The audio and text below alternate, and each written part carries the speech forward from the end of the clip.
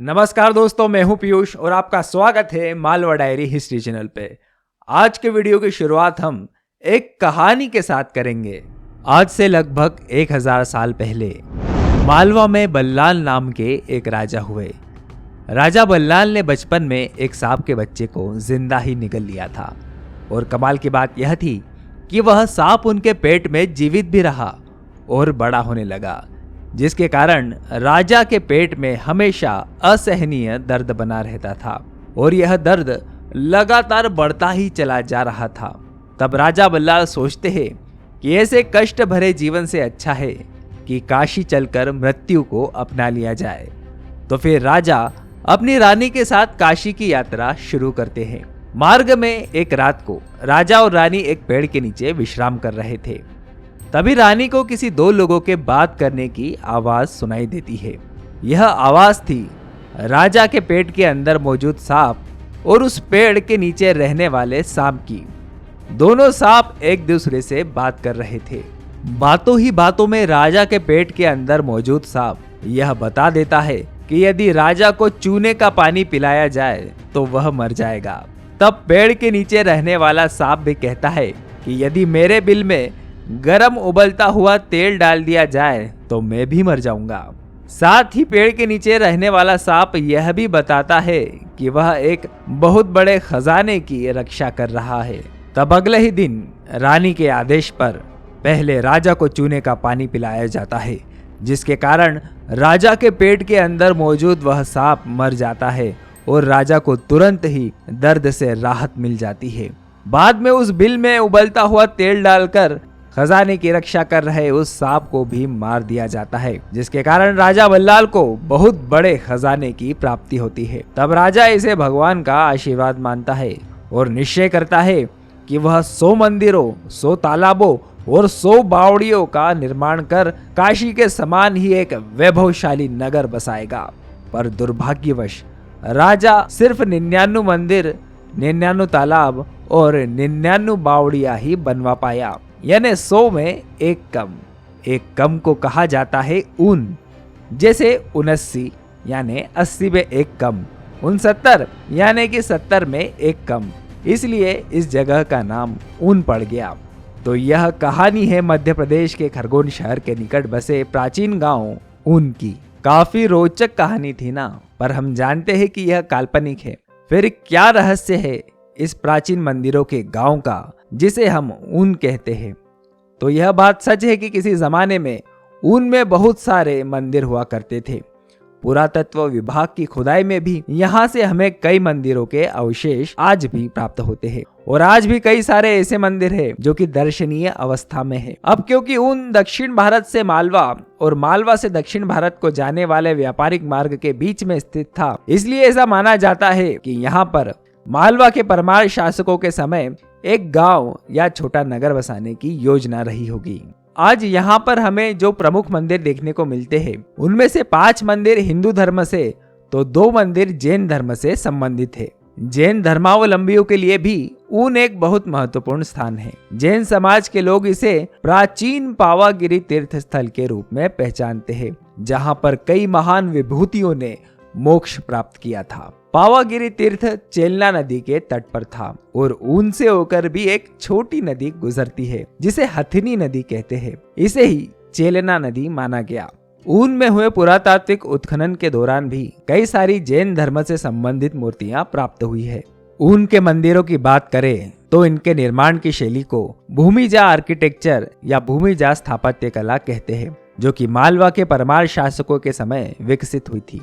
उनके मंदिरों में सबसे प्रमुख है चौबारा डेरा क्रमांक 1। आप देख सकते हैं कि यह कितना सुंदर और भव्य मंदिर रहा होगा। अभी कुछ समय पहले तक यानी सन 1920 तक इसका शिखर काफी हद तक सही सलामत था, जिसे आप इस पुराने फोटो में देख सकते हैं, पर अभी यह ध्वस्त हो चुका है।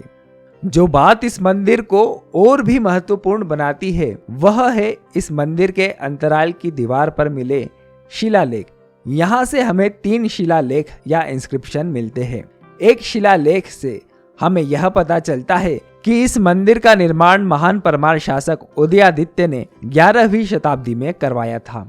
इस मंदिर में हमें परमार काल के मंदिरों की एक महत्वपूर्ण विशेषता सप्तमातृका पैनल भी दो जगहों पर दिखाई देते हैं, एक गर्भगृह की दीवार के ऊपर और एक मुख्य मंडप के द्वार के ऊपर, जिन पर भगवान शिव और गणेश जी भी उकेरे गए हैं। इस मंदिर की दीवार पर की गई सुंदर कार्विंग्स आज भी काफी हद तक सुरक्षित है, जो कि हमें यह बताती है कि परमार काल में मालवा कितना वैभवशाली रहा होगा। हालांकि गर्भगृह में मुख्य देवता की मुख्य प्रतिमा मौजूद नहीं है, पर मंदिर पर उकेरी गई अन्य मूर्तियों को देखकर यह अनुमान लगाया जा सकता है कि यह एक शिव मंदिर ही रहा होगा। साथ ही यहाँ पर संस्कृत भाषा भी सिखाई जाती होगी, क्योंकि यहाँ मौजूद दो अन्य इंस्क्रिप्शन संस्कृत व्याकरण के नियमों से संबंधित है। इसके पास ही एक और छोटा सा मंदिर है जिसका रेस्टोरेशन कम रिनोवेशन एएसआई ने किया है। अब यहाँ मौजूद चौबारा डेरा नंबर 2 भी काफी सुंदर मंदिर है। यह जैन धर्म से संबंधित है। यहाँ से भी मुख्य प्रतिमा गायब है। यह मंदिर उत्तर मुखी है तथा जो बात इस मंदिर को अलग बनाती है वह है लगभग 13 फीट ऊंचा प्लेटफॉर्म जिस पर इस मंदिर को बनाया गया है। इस मंदिर की दीवार पर पौराणिक कथाओं का चित्रण भी देखने को मिलता है, जैसे कि रामायण का बाली वध। इस मंदिर का शिखर भी ध्वस्त हो चुका है। इस मंदिर की स्थापत्य कला गुजरात के चालुक्यों की स्थापत्य कला से काफी मिलती है। इंदौर म्यूजियम में रखी गई भगवान शांतिनाथ जी की मूर्ति को कुछ लोग इस मंदिर की मूल मूर्ति मानते हैं। यहाँ महाकालेश्वर नाम से 2 मंदिर है। महाकालेश्वर मंदिर क्रमांक 2 हथिनी नदी के तट पर स्थित है। इस मंदिर के पास हमें एक और मंदिर के आधार भाग के अवशेष भी मिलते हैं। इस मंदिर पर भगवान शिव, गणेश जी, माँ चामुंडा और महेश्वरी देवी की प्रतिमाएं हमें देखने को मिलती है। यहाँ पर इस मंदिरों के सूरसेनक और शुकनाश पर हमें महिषासुर मर्दिनी, अंधकासुर वध और त्रिपुरांतका शिव की मूर्तियां स्पष्ट रूप से देखने को मिलती है। उनके इन मंदिरों के निर्माण में मुख्य रूप से गेरुए सैंडस्टोन और यहाँ पर पाए जाने वाले लोकल सैंडस्टोन का उपयोग किया गया है। अगर बात करें महाकालेश्वर मंदिर क्रमांक 1 की, तो यह महाकालेश्वर मंदिर क्रमांक 2 से काफी बड़ा है। हालांकि इसके शिखर का अगला भाग भी क्षतिग्रस्त हो चुका है। इस मंदिर में भगवान शिव के साथ ब्रह्मदेव और विष्णु भगवान की मूर्तियां भी काफी सुंदर और स्पष्ट रूप से देखने को मिलते हैं। यहाँ भी सप्तमातृकाओं की मूर्तियां हैं। साथ ही इस मंदिर के सूरसेनकों पर माँ चामुंडा, नटराज और अंधकासुर का अंत करते हुए भगवान शिव को देखा जा सकता है। यह मंदिर पंचरथी गोलाकार स्टेलेट प्लान में बना हुआ है। अब यह है बल्लालेश्वर मंदिर, जो कि अपने ऊपर मौजूद इस गुंबदनुमा संरचना के कारण अलग से ही पहचान में आता है। इस मंदिर में पहले एक सुंदर शिखर हुआ करता था, पर बाद में हुए रिनोवेशन के कारण इस मंदिर का यह रूप हमें देखने को मिलता है। इस मंदिर में हमें 2 इंस्क्रिप्शन मिलते हैं, जिसमें से एक तो परमार काल का है पर जो काफी अस्पष्ट है, तथा दूसरा इंस्क्रिप्शन बहुत बाद का है जिस पर बल्लाल और राजपुत्र लिखा हुआ है। इस इंस्क्रिप्शन को मराठा होलकर सरदार रामचंद्र बल्लाल भूसकुटे से जोड़कर देखा जाता है। इस मंदिर का रिनोवेशन भी उन्हीं के समय का माना जाता है, यानी कि मराठा काल या फिर 18वीं शताब्दी का हम इसे कह सकते हैं। अब यह मंदिर है गोलेश्वर, जो कि जैन धर्म से संबंधित है। इस मंदिर के बारे में आप यह कह सकते हैं कि इसका वैभव आज भी बरकरार है। पुराने मंदिरों के साथ यहाँ आधुनिक काल में किया गया नव निर्माण भी साफ दिखाई देता है। यह मंदिर ऊंची पहाड़ी पर स्थित है। यह बात इसे उनके अन्य मंदिरों से खास बनाती है।